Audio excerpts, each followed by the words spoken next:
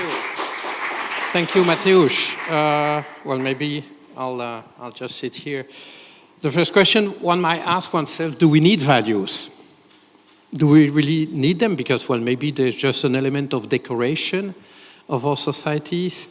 And in order to speak about that, I'd like to jump back to 10 years before the fall of the Berlin Wall. That was 1979.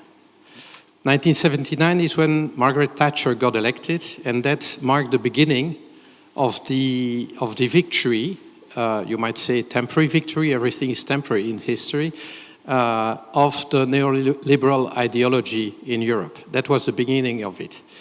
And I refer to that because this is the symbolic moment where values were replaced by the tyranny of value in the singular, as described by economists as the utility function. So basically, this is the moment where an economic theory that had been promoted by the Austrian school and then the school of Chicago came to the forefront.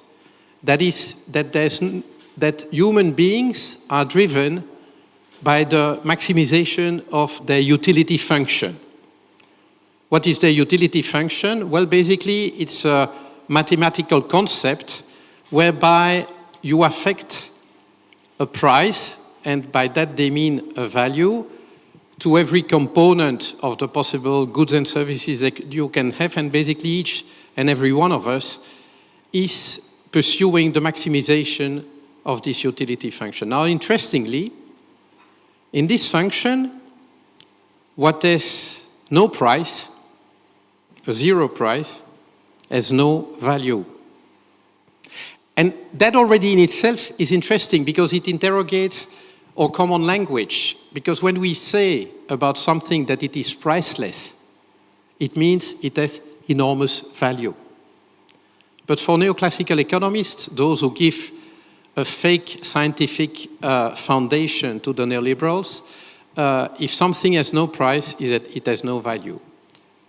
And then the theory goes on by saying the individual pursuit of the maximization of one's utility function will deliver the common good. That is, in their terms, the optimal for the market. And as you know, society is the market.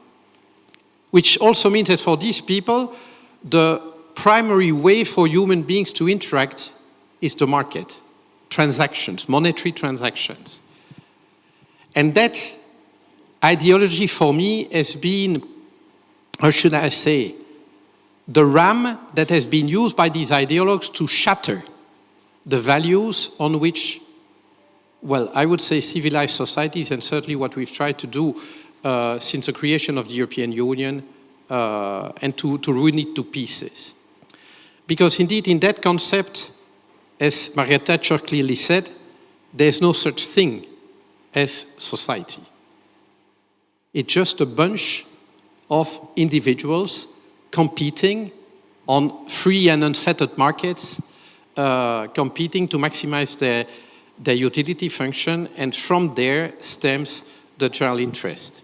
This has led to massive environmental destruction, to a total disregard for non-human life, I would say even for future human life. It has led to, maybe more importantly, to a massive destruction of trust. Because indeed, in the concept of the neoliberals, trust does not exist. Well, you have to have trust that private property will be respected. And this is why we have law enforcement. But besides that, trust in one another is not necessary. Anything goes. Anything goes in the maximization of my utility function. And again, this is to me a reduction of values to value, to the tyranny of shareholder value, because ultimately, and shareholder means capital owner, basically you reduce values to just interest. And I think that we have yet to see all the impact of that ideological revolution. We are still living with the impact, because frankly speaking, when you look at that ideology, you come to think, well, there are parallels with autocrats such as Putin or Xi Jinping or Erdogan. I mean, anything goes in the maximization, in their case, of what matters most in their utility function, which is power. Basically, that's what it is. And I would argue that if I look at some corporate leaders, I see a very direct parallel between their actions and the actions of autocrats, which leads to a total disregard of life in the pursuit of utility, of power, across everything that they do. And that has impact because indeed, to me, the example comes from the top. I mean, if political leaders, if business leaders, if people of importance legitimize this kind of behavior, well, it has an impact in society. It encourages people to do likewise.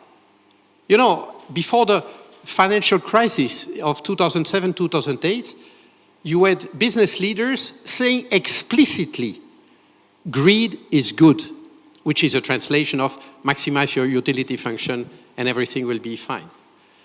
So just think of yourself. There's no such thing as society. The we does not exist, only the me exists, right? And the others are just variables that should help me maximizing my utility function. And that is what has, I think, been the most powerful poison that has affected policy making, I would say, in the West in general, in the European Union as part of the West, and then 10 years after the beginning of the neoliberal revolution, the wall came down, and I would say, by and large, in the former communist bloc, for a while, neoliberal ideology has been running basically unfettered across what was formerly the communist bloc. And again, I think that we are witnessing still today the consequences of that. We have basically thrown an acid in society that has dissolved links between people, that has dissolved trust, not fully, but has really damaged drastically everything that binds society together. Because indeed, I would argue that we are social animals, that human beings actually are born to live in a society. We are not just me's, we want to be part of a we, right? And that means that at the foundation of that, you have values. That is really, values for me are the glue that keeps society together at the same time as it is a sort of thing that puts you boundaries that you cannot cross.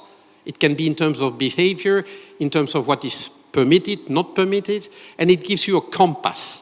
That is a sense of direction, where do you want to go? And back to the European Union construction, I am a member of the European Parliament. I keep quoting Article 2 of the treaties. In Article 2, we list the values on which the European Union has been built. And there's many of them. Some of them you might think are redundant with one another, or are basically, or should I say, a materialization of more higher values into more concrete stuff. But the first one that is mentioned in the treaties is, who knows it? Human dignity. Not the dignity of the citizens of the European Union, no. Human dignity, the dignity of every single human being, present and to come, regardless of origin, nationality, race, sex, gender, sexual orientation, whatever, right? So that is the cardinal value on which the European Union has been built. And I would say if you take that seriously, then indeed you have no option than to protect the planet, because a livable planet is a condition for human beings to live a dignified life. Then you have no option than to ensure justice in the distribution of resources that allow for a dignified life. You have no option but to protect democratic institutions and rule of law, because these are the institutions that allow, indeed, societies to function so that no one is really left behind, right? So if we take this compass seriously, then indeed it entails a number of policy choices. And of course, the European treaties are a bit oxymorons in the sense that they say one thing and they say something that is totally contrary. That is true. That is the result maybe of bad political compromises, but at least we have them. And it's good that the values are put at the very top of that. And again, I would argue that the reason of loss of credit, well, when the European Union loses credit, either with its own citizens or abroad, it is because the European Union is not adhering to its values in what it does. Why was there a wave of anti-EU sentiment up until, I would say, the pandemic? Because many Europeans felt actually policies that are advocated, pushed actually, by the European level, which, by the way, is not an external entity, it is a political entity that reflects the political balances across the member states, policies that have been pushed from the European level in terms of deregulation of labor markets, anti-redistributive taxation policies, the ability of firms to compete and to put national social protection systems and taxation systems in competition with one another. All these policies have de facto have as a result that a chunk of the population got richer and the bulk of the population saw its situation getting worse. And these were real policies carried out for over decades, and that led to a sentiment that actually, well, our European politicians are not working for everyone. They are working for the happy few. And that is, to me, maybe the most blatant denial of the values of the European Union by European policymakers, I would say, in the 80s, in the 90s, when you witnessed one after the other political leaders from first liberals, Christian Democrats, and then Social Democrats adopting the neoliberal agenda and ideology. And that led to resentment. And the feeling of being left behind, of not counting, of not mattering for policymakers is, I think, what led ultimately to Brexit. It was not a feeling that Europe is bad, it's basically we do not matter. We, the workers of industrial cities in the UK, actually, we do not matter for those politicians who are linked with global elites, etc. And that gave way, of course, to national populist movements. But the European Union actually recovered from that. We rebuilt trust in the way, at the European Union level, the pandemic was managed, and then the reaction to the aggression in Ukraine happened. So yes, there was a sentiment that, after all, what we did during the pandemic was basically to stop the economy for the sake of life. So, for once, we were reminded, yeah, actually it's there to serve life, not the other way around. And that gave a sentiment, yeah, maybe now we put the right priority. Solidarity was at the heart. I mean, in making sure that every member state could have access to vaccines, in the fact that we had this common recovery plan of which Poland still has to see the benefits, thanks to, say, non-cooperative government so far, or due to, rather, not thanks. There, the sentiment changed, but I would argue that the recovery is still fragile, and the key for the European Union as an institution to regain trust is precisely to adhere to its values, starting with human dignity. Likewise, let's look outside of our borders. It is an open secret that at the moment the European Union is losing credit. We could witness that with the reaction to the invasion in Ukraine in the international community. There's no such thing as an international community, but outside of Europe, you suddenly witness the fact that no, Africa, the Middle East, Asia are not just condemning the aggression. And you can feel increasingly that that our influence is under threat, that people are not looking at us as a sort of beacon of democracy and rule of law and human values. And why is that? Precisely because we have not been consistent enough in respecting our own values. Europe has been a bit lecturing the rest of the world in terms of, well, do what we think, and well, there are some French people here. I like it when I hear that France is the homeland of human rights. I like to say it's a place where the Human Rights Declaration was written. Actually, you might say it was Corsica or the US, but not really France, but then, never mind. I mean, but when you have that attitude that basically we know what human rights are, but then in the way you practice, you do something that denies the values. And I would say Europe has done a lot of that. I mean, yes, we plead the green transition and all the rest of it. And well, let's face it, the developed world has a more than proportional responsibility in the amount of CO2 that is up there. And then, of course, the logic conclusion is that then we are helping those who have a lower part of responsibility, a lesser part of responsibility, to participate in the transition. And that's basically the climate fund that was decided in principle in Paris, but never implemented. So indeed, states outside of Europe can say, okay, you guys are preaching us to do the right thing, but when you have to basically put your money where your mouth is, then suddenly it's not there. And that, I would say, is just a benign example of the discrepancy between stated values and values practiced. Something that is probably more toxic is the way we treat people who are banging on our door at the doorstep of Europe. The doorstep being, well, Mediterranean, mostly. So there's indeed massive suffering for various reasons: wars, exploitation, climate change, dictatorships, etc., all around Europe. And no surprise, some of the people who are forcibly displaced, at the moment it's almost 120 million people on the planet, some of them are banging on our doors. And look how Europe is treating them. Increasingly, we are making a fortress Europe. We see these people are not welcome here, and if they have to die, either at the hands of nature, a storm in the Mediterranean, or at the hands of smugglers, not our problem. And if we have to send them back in the arms of the dictators or the armed gangs that make them slaves, no problem with us. I mean, I like it. I just want this as an example of how pervert the language has become.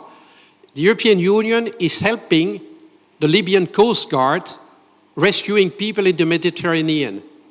That is a sentence that you can hear when we discuss migration policy.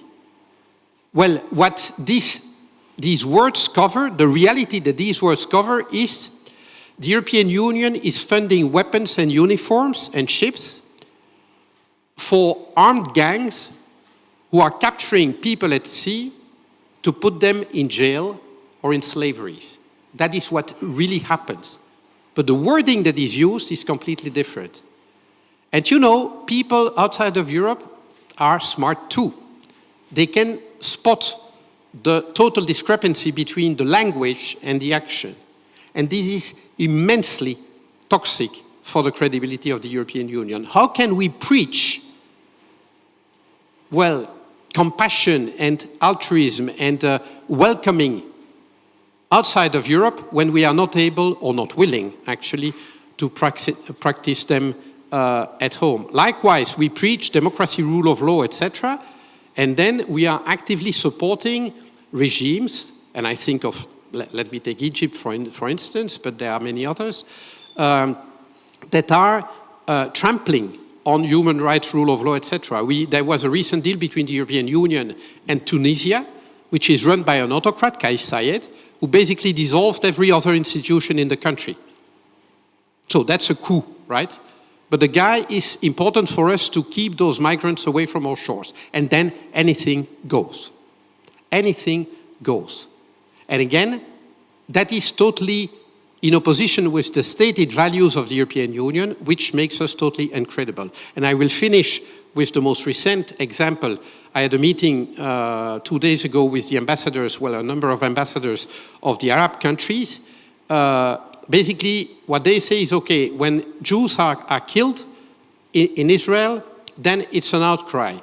And when Palestinians are being killed by the reaction of the Israeli army, then, yeah, well, the reaction is, well, milder, and you even refrain from calling for a ceasefire. Come on. How can you guys be credible? And this is why values are so important. I repeat it to me, and I will conclude with that. Values are not a decorative element of a nice room called society. They are actually its foundations. You can do without decoration in a building. You cannot do without a foundation. Thank you.